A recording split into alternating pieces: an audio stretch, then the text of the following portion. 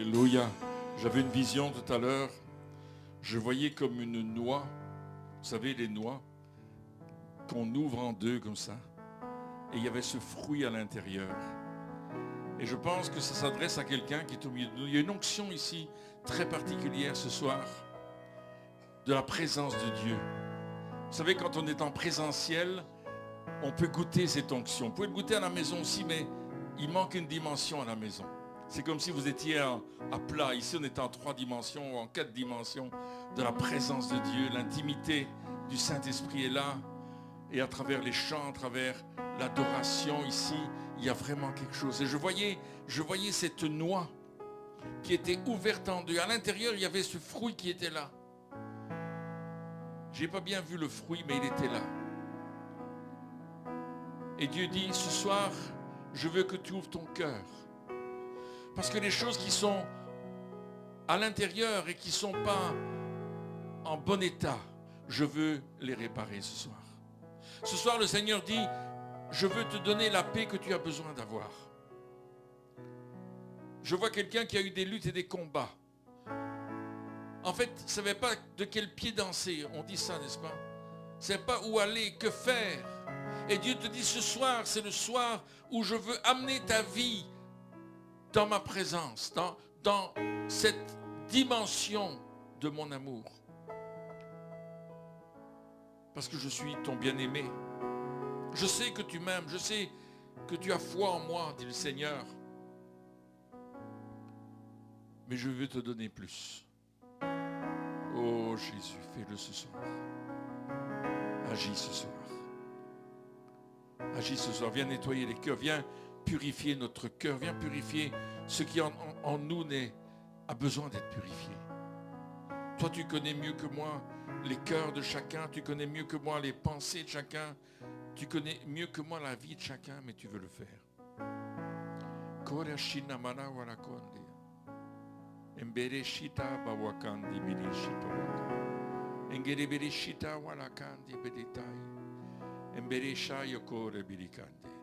Le Seigneur dit, je répandrai mon esprit, je répandrai mon esprit, je répandrai mon esprit, je toucherai ton cœur, je toucherai ta vie, je toucherai ton foyer, je toucherai ta maison.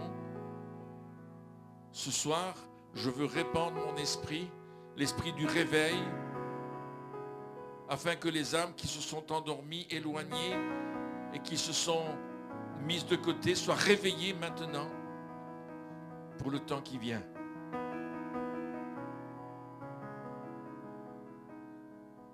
Et je pense à cette parabole de Matthieu 25 où Jésus nous parle des vierges folles et des vierges sages. Et il nous dit qu'il y en a qui ont de l'huile dans leur lampe, mais il y en a qui n'ont pas de réserve d'huile. Et peut-être ce soir tu es à la maison et tu dis, moi j'ai de l'huile. Mais ma question, est-ce que tu as de la réserve? Est-ce que tu as de la réserve? Parce que l'église, c'est le lieu de la réserve de l'huile. L'église, c'est le lieu où tu peux faire tes réserves. Alléluia. Amen. Quand tu vas au supermarché, tu fais tes réserves pour la semaine, n'est-ce pas? Tu prends la nourriture pour la semaine, tu fais tes réserves, tu remplis ton frigo. Quand tu viens à l'église, quand tu viens dans la communion des frères et des sœurs, là où est Yeshua, Jésus-Christ, alléluia, le oint, tu fais tes réserves. Parce que le jour vient où on va crier, voici l'époux. Et nous serons tous endormis. Mais nous aurons des réserves. Parce que nous avons été dans le corps de Christ. Dans l'église. Et le Seigneur te dit ce soir, il est temps de faire tes réserves. Arrête d'avoir des excuses pour ne pas faire des réserves, mais fais les réserves. Et je reviens à cette noix qui était ouverte tout à l'heure, où le Seigneur l'avait ouverte. Je voyais les mains du Seigneur qui l'avaient ouverte. Et il était en train de regarder dans cette noix, en disant, je vais la nettoyer, la purifier.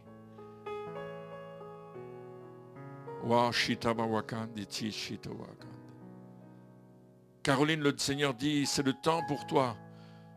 C'est le temps pour toi maintenant de faire des réserves pour toi et ta famille. C'est le temps pour toi de travailler à cela encore plus.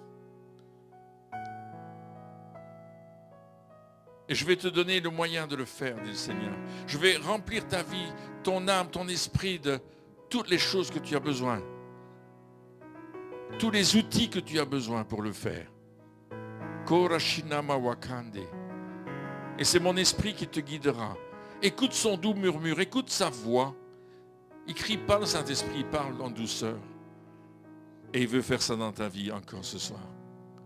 Korashitamanandoya kotayeshi.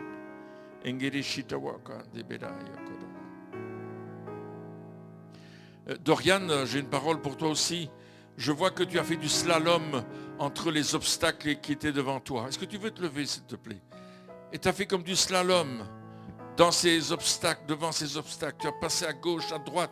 Tu es quelqu'un de très courageux, de très persévérante. Mais le Seigneur te dit, ce soir, je vais faire quelque chose de spécial pour toi.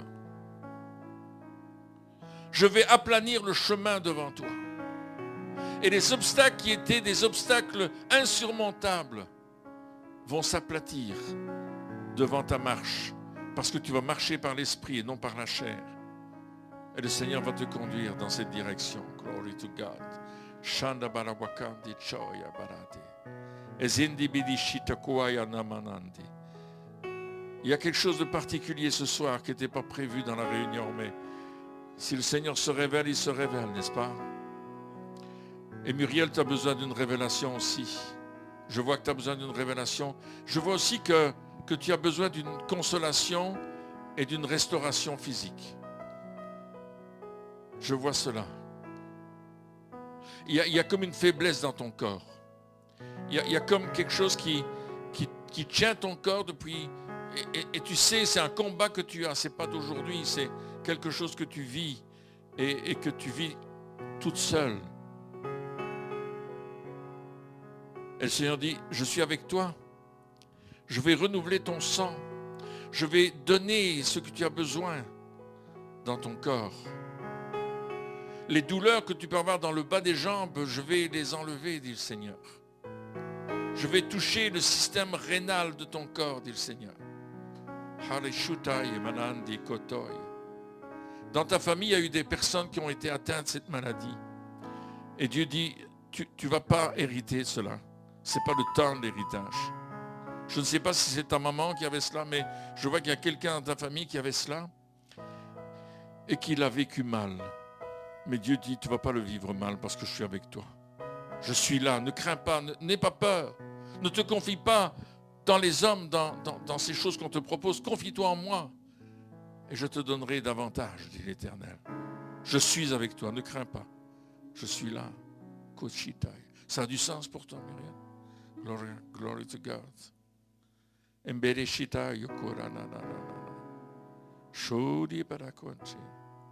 Something is happening tonight.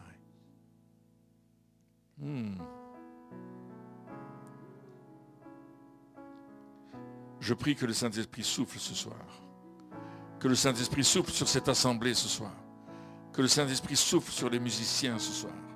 Je prie que le Saint-Esprit souffle sur les bannières. Que le Saint-Esprit souffle ce soir sur ce qui se passe dans cette salle. Souffle, Saint-Esprit. Souffle maintenant. Viens déverser cette onction qui est nécessaire pour la guérison ce soir, pour la foi, pour l'engagement, pour la réception de la bénédiction que tu as pour mes frères et mes sœurs. Viens, Jésus. Glory to God.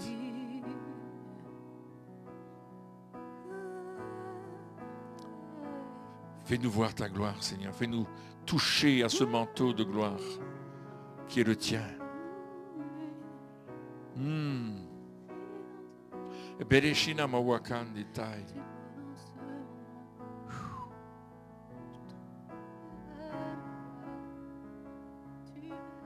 Tu touches ce manteau de gloire ce soir. Par la foi, tu touches ce manteau de Dieu. Vous savez, Ésaïe a vu cette vision et j'avais cette vision, je vis un trône très élevé et Dieu était sur ce trône, Ésaïe chapitre 6, et il dit qu'à un certain moment, le pan de la robe de l'Éternel remplissait l'endroit où il était. Glory to God. Et quand on vient dans le Nouveau Testament, il y avait cette femme avec la perte de sang, cette femme qui était malade, cette femme qui souffrait depuis des années, qui à un certain moment, alors qu'il y avait 12 ans de souffrance dans sa vie, elle a touché le manteau de Jésus. Et comme elle a touché son manteau, la maladie est partie. Ce soir, tu vas toucher le manteau de Jésus par la foi. Et tu vas être guéri. Parce que c'est lui qui guérit. C'est lui qui donne la vie. Alléluia. Glory to God. Gloire à Dieu. Gloire à Dieu. Il le fait maintenant. Il le fait maintenant. Alléluia. Glory to God. Et je vois ton âme. J'ai oublié ton prénom. J'ai oublié ton prénom. Nathalie. Je vois ton âme qui est triste. Et tu as plein de raisons pour avoir une âme triste. Mais Dieu te dit ce soir, tu dois te réjouir en moi. Tu dois être comme quelqu'un qui a de la folie. Et tu vas rire de tes ennemis. Tu vas rire des difficultés. Je sais que ce n'est pas facile, mais le Saint-Esprit te dit, tu vas commencer à rire de tes difficultés. Et moi, dit le Saint-Esprit, je vais t'aider. Tu vas commencer et je vais t'aider. Tu vas commencer à rire. Tu vas commencer à les piétiner par la joie, par la paix, par la douceur que Dieu met en toi. Parce que tu as une âme douce. Et parfois tu te mets en colère, mais ton âme elle est douce. Tu n'as pas l'envie de te mettre en colère. Tu n'as pas l'envie de te fâcher. Tu n'as pas l'envie de faire du mal à qui que ce soit. Mais Dieu dit, je vais toucher ton âme. Et je vais mettre une douceur en toi. Et comme une folie, mais ce sera une folie qui vient de mon esprit, tu vas te réjouir en moi. Tu vas louer le Seigneur. Et les gens vont dire, mais elle est folle, celle-là, elle est folle. Et tu vas dire, oui, je suis folle. Mais je veux être folle pour Jésus. Alléluia. Gloire à Dieu. Alléluia. Gloire. Reçois cette parole pour toi ce soir. Cette semaine, je voyais deux rapaces qui étaient juste derrière la maison. Chez nous, ils étaient dans le ciel. Je ne savais pas qu'il y avait des rapaces dans le coin. Je ne sais pas ce que c'était, des buses peut-être. Ils étaient hauts, ils avaient des grandes ailes. Et tu sais, Pamela, tu es comme ce rapace. Dieu t'invite à prendre de la hauteur. De la hauteur, de la hauteur. Et te laisser porter par le vent de l'esprit. Et te laisser faire les choses parce que, non pas parce que tu veux les faire, mais parce que ton cœur désire les faire. Pas parce que tu dois les faire, c'est obligatoire et tu dois absolument être comme ça. Mais parce que Dieu te dit, libère-toi. Libère-toi. Sois toi-même et fais ce que le Saint-Esprit te montrera de faire. Wow. Alléluia, on va s'arrêter un instant. Glory to God. Je vais prêcher en quelques parties, en quelques morceaux. Merci aux chanteuses et aux chanteurs et aux musiciens. Super, hein? On est content d'avoir des jeunes qui reprennent la relève comme ça. C'est tellement bon d'avoir des jeunes gens qui prennent la relève. Alors soyez les bienvenus. Si vous êtes avec nous sur les réseaux sociaux, soyez les bienvenus ce soir. Venez dans la présence de Jésus là où vous êtes. Mettez de côté toute distraction. Ne soyez pas distraits ce soir. Ne distrayez pas l'Esprit de Dieu qui est là. Ne faites pas comme si vous étiez là, bon, je peux faire ce que je veux. Non, concentre-toi sur ce message. Je vais essayer d'être court ce soir, faire un message relativement court. Enfin, je vais essayer. Hein. Vous ne me croyez pas trop, mais c'est pas grave. Dans l'évangile de Matthieu, je relisais l'évangile de Matthieu, des chapitres qu'on connaît, en tout cas moi je les aime. Et vous savez, Matthieu 5, 6, 7, c'est le sermon sur la montagne. Jésus s'est assis sur la montagne et il a commencé à parler. Mais ce n'était pas n'importe quelle parole. Il parlait inspiré par le Saint-Esprit. Il parlait avec autorité. La parole qu'il a apportée a changé des vies qui étaient présentes dans ce lieu. Amen. Et la parole de Dieu était tellement puissante que les gens, quand il a eu fini de parler, les gens l'ont suivi. Parce qu'ils avaient découvert en lui, regardez, on va lire ça, si vous avez une Bible, prenez-la, votre téléphone, votre iPad. On ne va pas projeter les versets ce soir pour que vous restiez concentrés. Mais au chapitre 7, verset 28, après que Jésus eut achevé ses discours, et le mot discours, c'est il eut achevé de parler. Et le mot parler dans cette expression-là, c'est le mot logos. C'est-à-dire qu'il a parlé sous l'inspiration du Saint-Esprit pour présenter une idée, un concept. Et le concept que Jésus présentait, c'était le concept du royaume de Dieu. Alléluia. Et dans le Sermon sur la montagne, il a apporté le concept du royaume. Il a commencé à dire aux gens les bonnes choses du royaume. Et les gens ont écouté. Et les gens ont entendu. Et il a parlé du sel de la terre, de la lumière du monde. Il a parlé des béatitudes. Vous connaissez tout cela, n'est-ce pas? Et il a terminé en disant que, eh bien, il y avait 2 maisons qui étaient bâties. On apprend ça à l'école du dimanche. 2 maisons qui sont bâties. Une sur le sable, une sur le roc. Et 2 maisons qui subissent la tempête. Jésus, il est réaliste. Il ne nous dit pas qu'il n'y aura pas de tempête. Mais il nous dit qu'il faut être solide. Alléluia. Et il y a une maison qui n'est pas solide parce qu'elle est bâtie sur le sable. Et à cause de ça, elle s'écroule. Et puis il y a une maison qui tient le coup malgré la tempête. Ça ne veut pas dire qu'elle n'a pas eu des tuiles qui se sont envolées et peut-être des volets qui se sont cassés, mais elle a tenu le coup. Et les gens, ils écoutent ça. Et Jésus est en train de dire, mais mettez ma parole en pratique. Ne faites pas seulement d'entendre ce que je vous ai dit, pratiquez-le. C'est ça qu'il est en train de dire. Et les gens ont entendu ça et ils sont vraiment contents d'avoir entendu. Et au verset 28, il dit, après que Jésus eut achevé de parler, la foule fut frappée de sa doctrine, car il enseignait comme ayant autorité et non pas comme les scribes ou les religieux de l'époque. La foule va être frappée de sa doctrine et c'est intéressant de voir ce que ça veut dire, frapper de sa doctrine. Ils n'ont pas reçu des coups de la doctrine, mais quand même, le terme qu'on utilise là-dedans, c'est que la foule était émerveillée par son enseignement, car ses paroles avaient une grande autorité, et les gens aimaient entendre Jésus leur parler du royaume.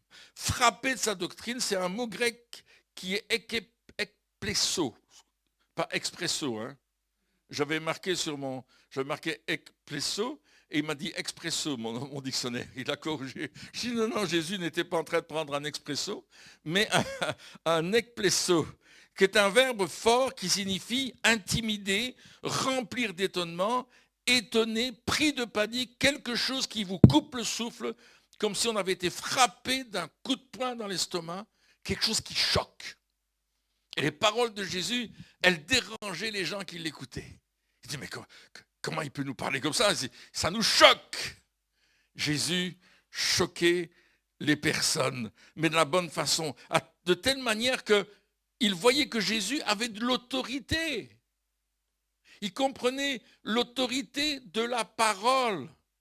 Et ce soir, j'aimerais vous dire que la parole de Dieu a toute son autorité. Alléluia.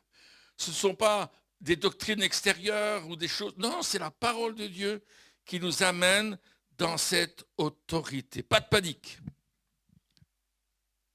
Même si le mot veut dire que quelque part, quand Jésus a parlé, il a secoué les gens. Ils étaient dérangés par cela. Mais il y avait cette autorité. Jésus parlait avec une gloire extraordinaire. Il n'était pas seulement en train de dire des discours ou de faire des choses. Il avait cette gloire de Dieu dans ses paroles. Vous comprenez ce que je veux dire? Les gens étaient émerveillés parce qu'ils voyaient quelque chose d'autre. Ils recevaient quelque chose. Et ce soir, la parole de Dieu, vous allez la recevoir. Elle va vous toucher. Elle va toucher votre cœur. Elle va toucher votre corps. Elle va toucher votre esprit ce soir. Parce que Jésus parlait avec cette autorité et avec cette puissance. Et cela émanait de lui. Et ses paroles étaient comme des éclairs qui touchaient le cœur. Alléluia. Oh, merci Seigneur. C'était un choc, un électrochoc. Alléluia. Alors Jésus, il enseignait à partir non pas de respect de la loi, tu dois absolument faire ceci ou pas faire cela, mais à travers une connaissance intérieure et intime de Dieu. Et j'étais frappé en étudiant ce texte, je dis, mais quelle intimité il avait avec le Père. Il dit à un certain moment dans Jean 14, 10, il dit, je fais ce que je vois faire au Père. Si le Père ne me le dit pas, je ne le fais pas. Mais le Père agit. Et quand il y a un miracle qui se fait, eh bien c'est le Père qui le fait. Alléluia! Ce soir, Dieu va faire un miracle dans ta vie, mais c'est lui qui va le faire. Amen. Dieu a donné des paroles à plusieurs personnes, c'est lui qui le fait. J'ai écouté son doux murmure. Il commence à me parler. Il m'a dit pour elle, pour lui. Je dis, oh Seigneur, tu es en train de parler? Waouh! Et il va continuer. Écoute son doux murmure. Waouh! C'est extraordinaire. Alors Jésus, il va vers Capernaum, il descend de la montagne et il s'en va vers la ville de Capernaum, qui est, ça veut dire la ville de la consolation. Intéressant. Jésus va faire beaucoup de miracles à Capernaum. Si vous relisez les évangiles, vous verrez que Jésus a fait beaucoup de miracles à Capernaum. Et là, en chemin, il rencontre un lépreux. Et le lépreux, il se prosterne devant lui. Il reconnaît son autorité. Et il lui dit, dans notre traduction, nous avons, si tu le veux, tu peux nous rendre purs. Mais quand on va plus loin dans le grec, on voit que tu as le pouvoir, tu as l'autorité de me rendre pur. Si tu veux le faire. Parce qu'il le dit, si tu veux le faire. Mais il reconnaît le pouvoir. Nous allons ce soir comprendre que la parole de Dieu a du pouvoir. Et il va dire, si tu le veux, tu peux, mais tu as le pouvoir de le faire. Et Jésus a le pouvoir de te guérir. Mais est-ce que je crois qu'il a le pouvoir de me guérir? Est-ce que je le crois intellectuellement? Ou est-ce que dans mon cœur, je dis oui, il va le faire? Est-ce qu'il a le pouvoir de changer ta situation? Oui, il peut le faire. Mais est-ce que tu crois qu'il va le faire? Oui. Alors il va guérir ce lépreux, il va le toucher, il va dire, sois pur, je le dis. Je le veux. Et le lépreux, sa peau va changer au moment où Jésus le touche, le miracle est en train de se produire. Et tout d'un coup, ce lépreux n'est plus lépreux. Sa peau est comme une peau de bébé. Wow. Moi, j'ai une connaissance qui est allée dans une île, et c'était l'île aux lépreux. Et c'était le frère de Ruth et Flynn. Il est arrivé dans cette île-là, et il a demandé au directeur de l'île, est-ce que je peux prier pour les lépreux? Et le directeur a dit, les lépreux doivent se mettre là-bas, et là, il y a une ligne, vous ne pouvez pas dépasser cette ligne-là. Il dit, oui, mais j'aurais voulu le... Non, vous ne pouvez pas. C'est une lèpre très contagieuse, vous ne pouvez pas y aller. Alors il a prié. Et il a invoqué le sang de Jésus. Il a commandé à tous ces esprits de maladie, de lèpre, de quitter les lépreux. Il a pris autorité. Et il y avait des lépreux qui étaient venus, bien sûr, qui s'étaient rassemblés, et d'autres qui n'étaient pas sortis de leur case parce qu'ils n'étaient pas capables d'y sortir, ils n'avaient pas la capacité. Et alors, il est parti, il a quitté l'île. C'est tout ce qu'il pouvait faire. Mais 1 année ou 2 années plus tard, il est dans une conférence, et le monsieur qui est sur l'estrade, c'est le directeur de l'île. Il dit, il y a un évangéliste qui est venu dans notre île. Il a prié à distance pour les lépreux. Et aujourd'hui, on a fermé l'île parce qu'il n'y a plus de lépreux. Ils ont tous été guéris. Ils ont tous été reconstruits. Ils ont rattrapé des choses extraordinaires. Waouh! Ça, c'est Dieu, ça, c'est mon Dieu. La parole d'autorité, la parole de puissance, la parole qui change les choses. Alors Jésus continue son périple et là, il y a un centenier qui vient. Chapitre 8, toujours de Matthieu, c'est le chapitre des miracles. Hein. Il y a 12 interventions de Dieu dans ce chapitre-là. Et 8 et 9, pardon, pas seulement le 8, il y a aussi le 9. Et il se jette aux pieds de Jésus, il lui dit, écoute, mon serviteur est malade à la maison. Certaines traductions disent mon fils, mais il le considérait comme son fils. Et Jésus dit, j'irai, je le guérirai. Et le centenier dit, non, qui dit, non, je ne peux pas te recevoir sous mon toit. Pourquoi? Parce que le centenier, il était romain. Et les Juifs n'avaient pas de rapport avec les Romains, ils ne pouvaient pas rentrer chez un non-juif, en principe. Mais il dit, moi, je suis un homme qui connaît l'autorité, parce que je suis un homme d'autorité. Je suis centenier. Et je suis sous les ordres d'un supérieur. Et quand le supérieur me dit, fais quelque chose, j'entends sa parole et je le fais. C'est dans l'armée qu'on est là. Hein. Quand tu étais à l'armée et que ton chef de corps te disait, bon, toi aujourd'hui, tu vas nettoyer la cuisine et les casseroles à la cuisine. Hein. Moi, je me souviens, il m'a dit, Pierre, tu vas nettoyer la cuisine et les casseroles. Et les casseroles, elles étaient aussi grandes que ça ici. Je pouvais rentrer dedans pour les nettoyer. Mais comme moi, j'étais gradé, j'étais caporal. Caporal. J'ai dit à mes hommes, on va nettoyer la cuisine. Vous me connaissez, n'est-ce pas? Alors on est allé nettoyer la cuisine ensemble. Mais si je ne l'avais pas fait, il n'était pas content, le commandant. Hein. Il fallait nettoyer, il fallait que ce soit prêt pour la cuisine du soir. C'est la seule fois où j'ai nettoyé la cuisine. Après, je ne l'ai plus jamais fait. J'ai toujours trouvé une solution pour ne plus y aller. Alors, c'était vraiment des choses extraordinaires. Mais lui, il dit, moi, j'ai un officier qui me donne des ordres, et moi-même, je donne des ordres à mes officiers, et ils obéissent. Et il dit à Jésus, je sais que tu as l'autorité, ta parole a autorité. Oh, j'aimerais ce soir que vous saisissiez le concept. La parole de Dieu a autorité. Est-ce que vous croyez cela ce soir? Parce que les lois du royaume, ce ne sont pas les lois des hommes. Ce n'est pas nos arrangements théologiques, d'où qu'ils viennent. La parole de Dieu, c'est l'autorité qui vient du ciel. Alléluia. Et il va lui dire, dis seulement une parole, ou plus exactement, donne seulement un ordre, et mon serviteur sera guéri. Et Jésus va regarder cet homme et va dire, waouh, waouh, quelle foi il a cet homme, c'est un païen, c'est un sans-Dieu. C'est comme ça qu'il les appelait des chiens. Et il dit que Jésus a l'autorité. Il reconnaît que Jésus a l'autorité.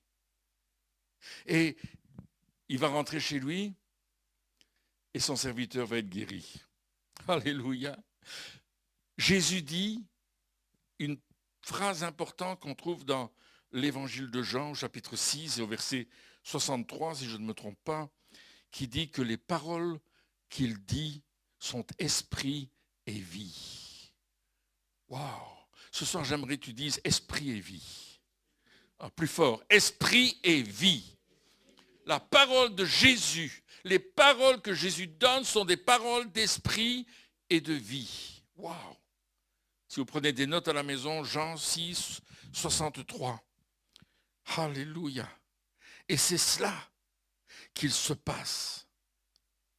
J'ai pris une référence du psaume 84 et verset 12 qui dit « Éternel des armées, heureux l'homme qui se confie en toi. » Heureux l'homme, la femme qui se confie dans ta parole, qui se confie dans ce que tu dis. C'est-à-dire la confiance, c'est la foi.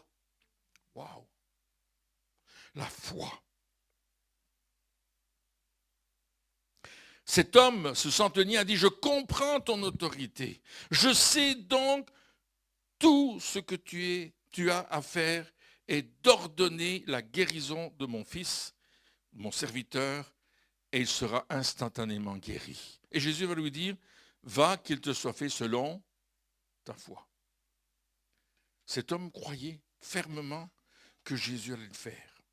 Parfois on dit, oui, je crois Seigneur, mais pas aujourd'hui.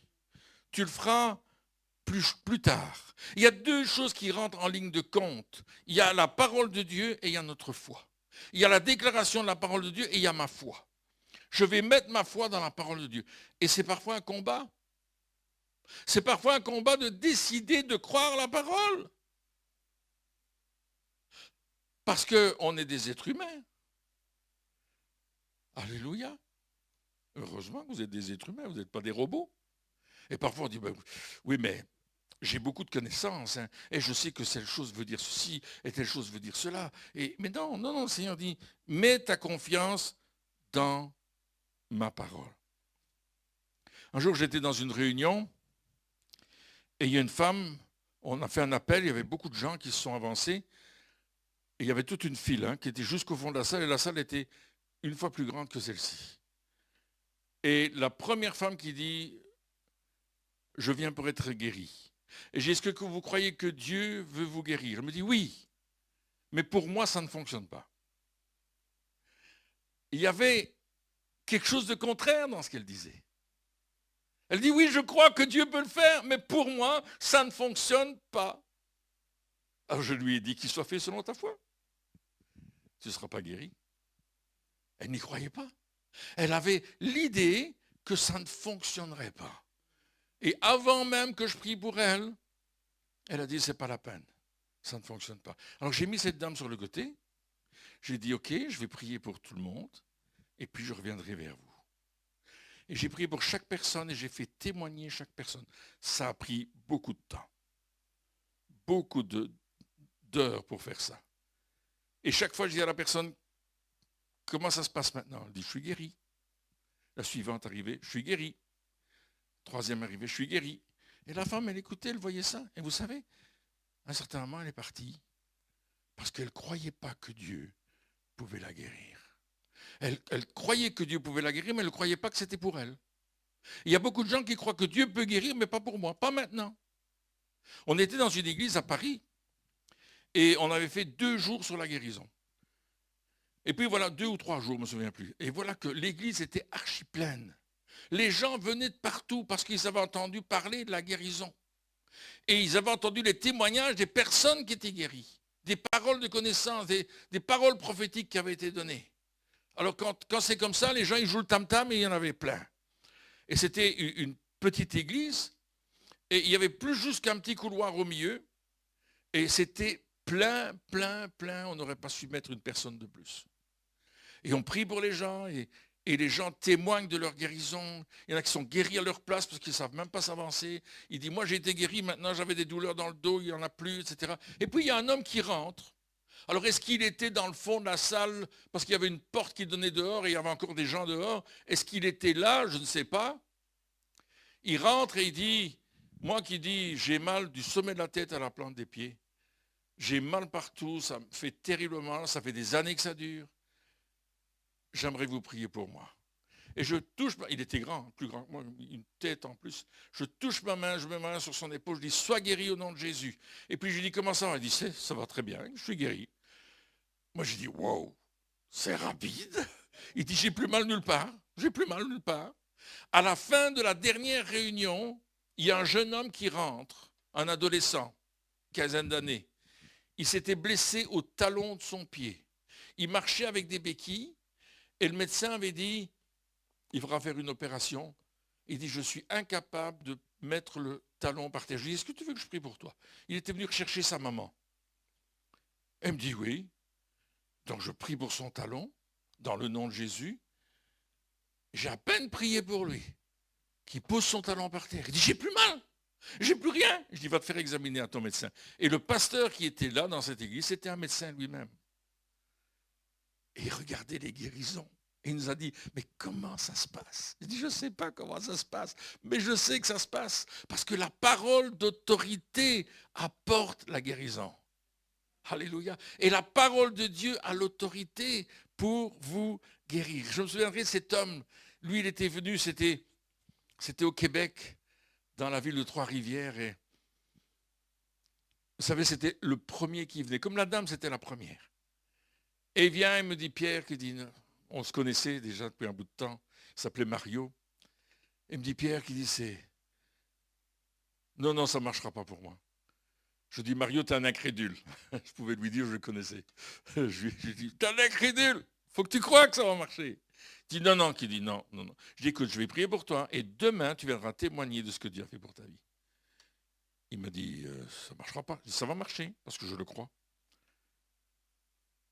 et je mets ma foi en action pour toi, maintenant. Il est rentré chez lui, et le lendemain, il est revenu. Vous savez, il avait des insomnies depuis des mois et des mois et des mois. Il ne dormait pas. Et j'ai prié pour lui. Et là, il est arrivé le lendemain, il a dit, je dois témoigner que j'ai dormi comme un bébé. Je n'avais plus dormi comme ça depuis plusieurs mois. Mais cette nuit, ça a marché. Je confesse, dit-il, que ça fonctionne, que ça marche. Dieu agit dans nos vies. Et Mario est évangéliste aujourd'hui. C'est un évangéliste de rue. Il fait du bon travail sur la ville de Québec maintenant. Et gloire à Dieu pour des hommes comme ceux-là. Amen.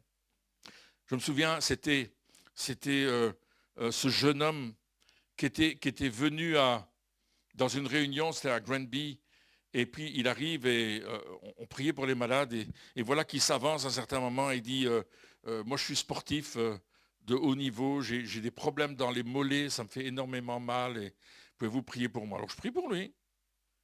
Et je dis comment ça va? Il dit bon, il n'y a rien qu'à changer. Rien n'a changé. Et il s'en va très déçu à sa place. Il s'assied à sa table, dans le fond c'était des tables dans cette église. C'est une église style bistrot comme ça, il s'assied à sa table. Tout d'un coup il se relève, il court devant, il dit j'ai plus de douleur, elles sont parties. Je me souviens de cette jeune fille, c'était au Cameroun. On priait pour elle, elle devait être opérée des genoux.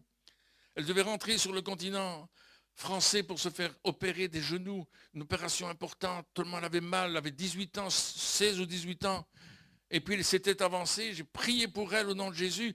Rien ne s'est passé. Mais quand elle est retournée dans le fond de la salle, c'était une salle de spectacle assez grande, quand elle est retournée dans le fond de la salle, tout d'un coup, je vois les gens qui commencent à danser dans le fond et à crier « Alléluia, Alléluia ». Je dis « Mais qu'est-ce qui se passe ?» Il dit « Ben, elle est guérie de ses genoux ».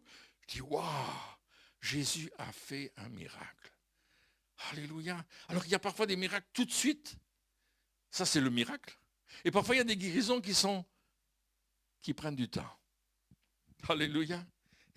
Et on veut laisser Dieu faire ces choses. Mais n'ayons pas de déclaration incrédule. Amen. Lorsque on continue dans l'évangile de Matthieu, Jésus arrive chez la belle-mère de Pierre. J'aime toujours plaisanter avec ça en disant que Jésus, il aimait les belles-mères aussi. Elle était malade, elle avait la fièvre.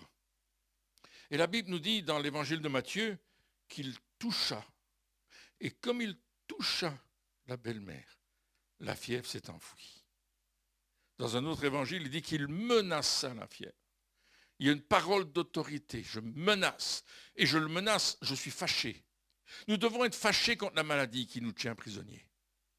Nous devons être fâchés contre la situation qui nous rend malheureux. Nous devons être fâchés contre l'ennemi qui essaie de nous voler nos bien-aimés. Et pas dire, bon, ben c'est comme ça. Ça a toujours été comme ça. Ben, on fera avec. Non! Commence à être fâché, commence à te battre pour qu'il y ait un changement définitif. Et que les personnes que tu aimes et qui sont peut-être éloignées de l'Évangile, qui sont peut-être éloignées de l'Église, qui disent, moi je vais vivre ma vie tout seul, j'ai plus besoin de l'Église, j'en ai pas besoin, ou je suis pas satisfait de l'Église, peu importe. Mais prie pour eux, pour que cet aveuglement spirituel tombe, parce que c'est un mauvais esprit. Jésus a rencontré cette femme qui était courbée depuis des années. Je pense que ça faisait 18 ans qu'elle était courbée. Et elle marchait tout le temps courbée en deux comme cela. Il a rencontré cette femme dans la synagogue. Et la première chose qu'il a fait, il a dit, femme, tu es délivrée de ton infirmité. Il avait chassé un démon. Il dira plus tard, ne fallait-il pas délier quelqu'un qui était lié par les chaînes de l'ennemi. Il y avait un démon qui la tenait malade. Et il n'y a pas qu'un exemple. Il y a ce jeune homme de Matthieu 17 qui se jetait dans le feu, dans l'eau. C'était un démon qui tenait sa vie. Et Jésus va dire, ce démon, ce sort de démon, ne sort que par le jeûne et la prière. C'est-à-dire qu'il y a un combat à faire. Mais il y a une parole d'autorité que Dieu nous donne et qu'il nous donne ce soir. Une parole extraordinaire qui va toucher votre vie. Une parole de guérison qui va changer votre être intérieur. Alors, il va guérir la belle-mère de Pierre Et les gens vont commencer à témoigner. Ils vont témoigner que Jésus enseignait avec autorité. Et Marc dira au chapitre 1er, au verset 35, que même les démons lui sont soumis. Waouh! Même les démons lui sont soumis. Et il disait, mais ce n'est pas seulement une parole. Parce qu'on peut donner des paroles, mais pas voir les conséquences de nos paroles. Mais les paroles de Jésus, les paroles de la Bible, c'est pour ça que nous disons que la parole de Dieu est la vérité. Nous ne disons pas que la Bible contient la parole de Dieu, nous disons qu'elle est la parole de Dieu. Il y a une grande nuance. Amen. Et c'est ce que nous croyons, c'est que Dieu agit selon sa parole, selon la prédiction qu'il a fait dans sa parole. Et nous savons que c'est par les meurtrissures de Jésus que nous sommes guéris. Ce n'est pas à cause de Pierre qui va vous imposer les mains, ou Jules, ou Jacques, ou Jean, ou Bernadette. Non, non, c'est Jésus qui, à travers eux, vont toucher votre corps. Alléluia. Nous allons faire une démonstration de la puissance de Dieu. Le royaume de Dieu ne consiste pas en paroles, mais en démonstration de puissance. Alléluia, c'est ce que Paul nous dira à un certain moment. C'est pas le manger et le boire, c'est la justice, la paix et la joie par le Saint-Esprit. Waouh! Glory to God, c'est quelque chose de formidable. Alors, bien sûr, on va témoigner de cela, la guérison de la belle-mère de Pierre. Tout le monde va dans le village et hey, Jésus a guéri la belle-mère de Pierre. Et le soir, il est dit, regardez au verset 16 du chapitre 8, le soir, on amena auprès de Jésus plusieurs démoniaques. Il chassa les esprits par sa parole et il guérit une maladie sur deux. Non, c'est pas ça qui est écrit. Toutes les maladies. Et il dit pourquoi? Afin que s'accomplisse ce qui a été annoncé par Ésaïe le prophète, il a pris nos infirmités et il s'est chargé de nos maladies. Voilà ce que Dieu fait. Il se charge de ton infirmité. À la croix de Golgotha, quand Jésus est cloué à cette croix, qu'il a vécu une souffrance terrible. Vous savez, quand on vous frappe sur les mains, vous avez déjà mal. Hein? Pour ceux qui ont eu des coups de règle à l'école. Hein? Mettez vos doigts comme ça, papa, ça fait mal. Mais quand on vous met des clous dans les mains, oh, à mon avis, ça ne doit pas faire mieux. Mais là, par son côté percé, par son dos lacéré, par les meurtrissures qu'il a sur tout son corps, il nous apporte la guérison, la délivrance, le salut.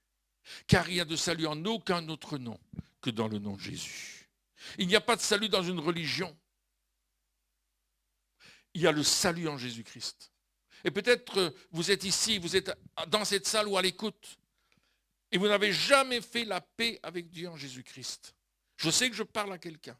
Vous n'avez jamais dit à Dieu, je reconnais que je suis pécheur et que je suis séparé de toi. Mais ce soir, je reconnais aussi, par la foi, que tu as pris mon péché en ton corps sur le bois. Et ce soir, je reçois le pardon de mon péché à travers la foi en Jésus-Christ. Voilà ce que Dieu dit. J'ai un jour fait cette prière. Je croyais que j'étais un bon chrétien. Je croyais que j'étais quelqu'un de bien. Mais ce n'était pas vrai. Et j'ai pleuré ce jour-là. J'ai pleuré. Parce que je me suis rendu compte que le seul moyen d'être sauvé, c'était Jésus. Le seul moyen d'être guéri, c'est Jésus. Le seul moyen d'être délivré, c'est Jésus. Le seul moyen d'avoir une vie différente, c'est Jésus. On peut dire avant Jésus et après Jésus. En tout cas, dans ma vie, je peux dire, ma vie avant Jésus, c'était ça. Mais ma vie après Jésus, c'est devenu autre chose. Est-ce que ça veut dire que j'ai pas eu de difficultés? Mon Dieu, oui, j'en ai eu des difficultés. D'abord, on s'est moqué de moi plein de fois parce que je disais, moi je suis chrétien, je ne fais plus ces choses-là. On me disait, comme j'étais un bagarreur, ben, évidemment, je cherchais la bagarre. Je dis non, je vais te bénir dans le nom de Jésus, mais pas pas te frapper dans le nom de Jésus. Il dit, mais nous, on va te frapper. Je dis, non, vous n'allez pas me frapper, parce que j'ai le nom de Jésus avec moi. Il me dit, mais il est fou, lui. Il est fou. Il dit, tu vas te faire moine? Je dis, oui, je vais me faire moine. Ça leur faisait plaisir. Mais oui, il y a avant Jésus et après Jésus. On doit savoir dans notre vie quand, à un certain moment, on a décidé d'être en Jésus-Christ. Alléluia. Je vais continuer à prier avec vous, mais je vais laisser la place à Christine quelques minutes. Et je voudrais vraiment que vous prépariez vos cœurs. Est-ce que je peux avoir un musicien? Peut-être tu veux venir, Tim, au piano et puis commencer à jouer un peu. Alléluia. Peut-être les musiciens peuvent revenir, les chanteurs. Peut-être pour un chant, je ne sais pas trop comment vous faites. But I need you today. Come on. Alléluia. Christine, je te laisse la place. Amen. Votre foi est encouragée ce soir? Vous croyez que Dieu, Jésus est le même hier, aujourd'hui, éternellement? Ce qu'il a fait il y a 2000 ans, ce qu'il a fait il y a 10 ans, ce qu'il a fait l'année passée, ce qu'il a fait hier, il le fait encore aujourd'hui. Amen. La foi, c'est maintenant. Et j'aimerais vous donner l'occasion ce soir aussi de manifester votre foi d'une autre manière. Amen. Parce que Jésus, il a tout donné pour nous, il a manifesté son amour. Vous savez, la relation qu'on a avec Dieu, ce n'est pas une relation, comme disait Pierre, tu dois pas.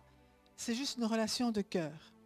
C'est juste une relation d'amour. C'est la seule chose que Dieu attend de nous, c'est simplement qu'on l'aime volontairement, sans être forcé, et qu'on puisse aussi démontrer cet amour. Amen. Et on sait que même l'amour de Dieu, même l'amour que nous avons pour Dieu, il nous est communiqué par le Saint-Esprit. Amen. De nous-mêmes, on peut dire Seigneur, je t'aime, mais il faut vraiment que ce soit le Saint-Esprit qui vienne en nous donner cet amour. Et Dieu est tellement bon qu'il nous donne aussi la capacité, la possibilité de démontrer cet amour. Pierre vous a dit Jésus, et on le sait, Jésus, son amour, il l'a démontré à la croix. Il l'a démontré chaque jour de sa vie sur terre, mais le comble à son amour, il l'a démontré à la croix. Et ici, il nous est dit dans Hébreux chapitre 13, il nous donne simplement une possibilité aussi de lui démontrer selon notre cœur et notre volonté. Et, au verset 15 dit « Par Christ, offrons donc sans cesse à Dieu un sacrifice de louange, c'est-à-dire le fruit de lèvres qui reconnaissent publiquement lui appartenir. » Et c'est ce que nous faisons quand nous sommes ensemble, mais ce n'est pas seulement quand nous sommes ensemble. Le fruit de lèvres qui reconnaissent lui appartenir, un sacrifice de louange, c'est tous les jours de notre vie. Amen. Et n'oubliez pas de faire le bien, ou dans d'autres versions, de la libéralité, et de vous entraider, car c'est à de tels sacrifices que Dieu prend plaisir. Mes amis, le temps du sacrifice n'est pas terminé. Les sacrifices d'animaux, oui, c'est fini, mais il n'y a pas d'amour sans sacrifice. Et la seule chose que je voudrais vous proposer, selon votre cœur, selon ce que le Saint-Esprit vous met à cœur, eh bien, si vous avez à cœur de le faire, il y a la possibilité de faire une offrande et de la faire par la foi. C'est-à-dire, pas de dire, ok, oui, je vais vider ma poche, je vais mettre la dernière pièce de monnaie, au moins j'aurais fait une bonne action. C'est pas ça. Dieu, il demande simplement que tout ce qu'on fait, on le fait avec conviction, on le fait avec amour, on le fait pour lui, par amour pour lui, par amour pour le royaume de Dieu, par l'amour pour l'avancement du royaume.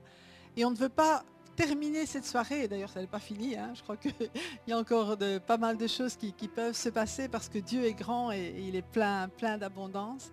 Mais on ne voudrait pas laisser passer cette soirée sans vous donner l'occasion justement d'exprimer votre amour pour Dieu. Si longtemps que tu prononces mon nom, tu verras ma gloire, tu verras ma gloire. Aussi longtemps que tu prononces mon nom, tu verras ma gloire. Yeshua, Yeshua.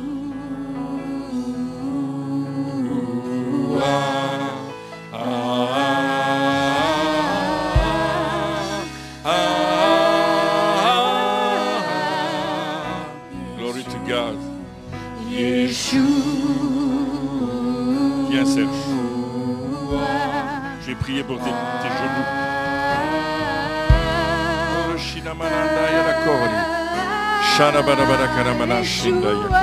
Jesus, au nom de Jésus maintenant, je prends autorité sur toutes les douleurs dans la colonne vertébrale, dans le bassin, dans le dos, dans les genoux, dans les articulations. Au nom de Jésus, vous quittez ce corps maintenant. Tout esprit d'infirmité, quittez ce corps dans le nom de Jésus.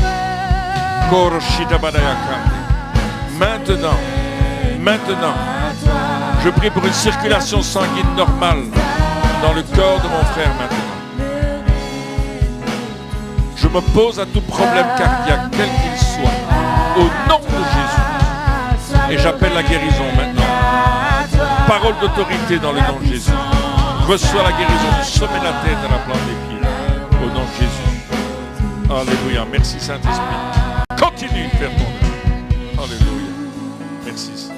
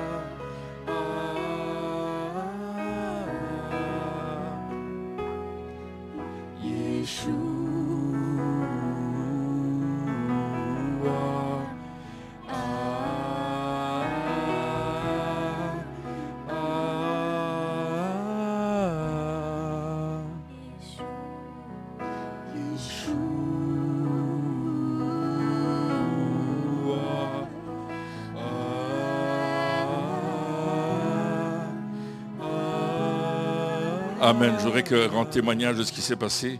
Alléluia. En fait, j'avais un basculement du bassin.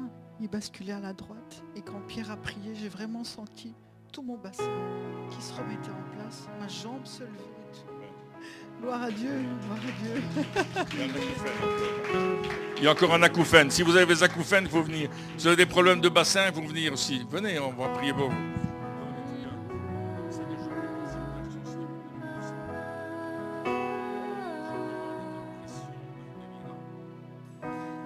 Yeshua.